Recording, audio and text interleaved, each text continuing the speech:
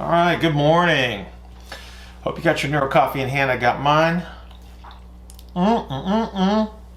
Perfect as usual. It is Monday, and so I thought I'd knock out a couple of questions for you here that I got through the askbillhartman@gmail.com. First one comes from Michael, and Michael asks, can you explain how you cue the suitcase carry? So do you want to see scapular retraction, depression, and does it expand the anterior ribs and compress the posterior ribs? And so, Michael, I actually have a video of this on YouTube, but I'm going to go ahead and review some of the cues anyway, since you asked so nicely.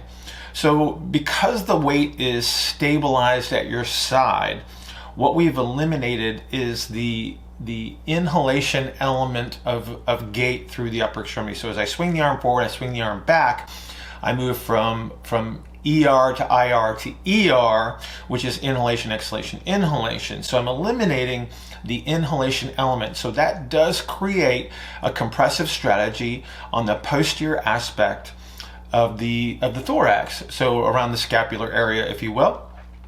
And so that creates an emphasis on expansion in the anterior upper thorax. And so if we think about how the sternum and upper ribs influence respiration, that's an inhalation strategy on the anterior aspect of the thorax that we're going to be emphasizing. And we relate the pump handle action to internal rotation of the shoulder. So what we're trying to do with the suitcase carry is recapture internal rotation of that shoulder. So you are correct that we will see a scapular compressive strategy on the carry side. Now, the thing that we always want to be sure that we're addressing with any exercise is we want to minimize the cues. And so the nice thing about a suitcase carry, it doesn't really require that I give any particular strategy, because the exercise itself becomes the self-limitation. And so the compressive strategy is automatic as soon as I start carrying.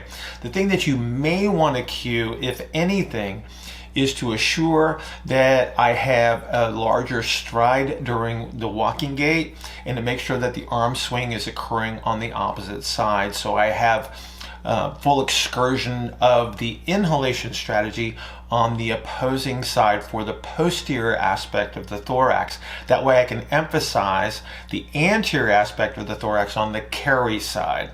So again, I would refer you to the YouTube video for more details on that and a visual frame of reference.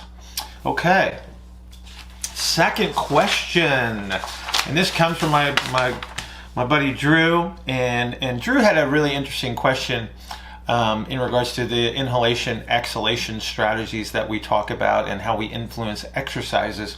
And so Drew asked, would you expect an individual to benefit from both biasing their feet towards inhalation and exhalation? So basically what Drew experimented with was he used an exercise that would essentially promote an inhalation strategy, which would be a heels elevated toe touch, and he compared it to a toes elevated toe touch.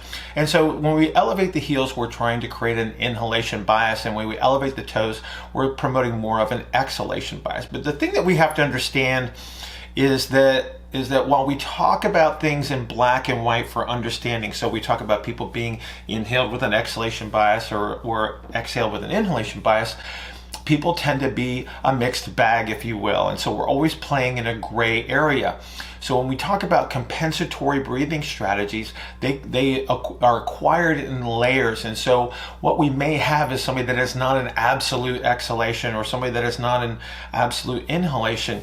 We sort of have this middle ground that we have to play with. And so the exercise selection that we use is actually to create inhalation or exhalation biases based on the presentation. So if I have 7 different compensatory strategies that I could be using during breathing, each of those is going to influence an output measure in the extremities that I use to determine what exercise I'm going to use. And so while Drew was able to see benefits in both an inhalation and an exhalation bias activity, chances are, because of the strategies that he was using, he was merely influencing different aspects of, say, the axial skeletal expansion and compression.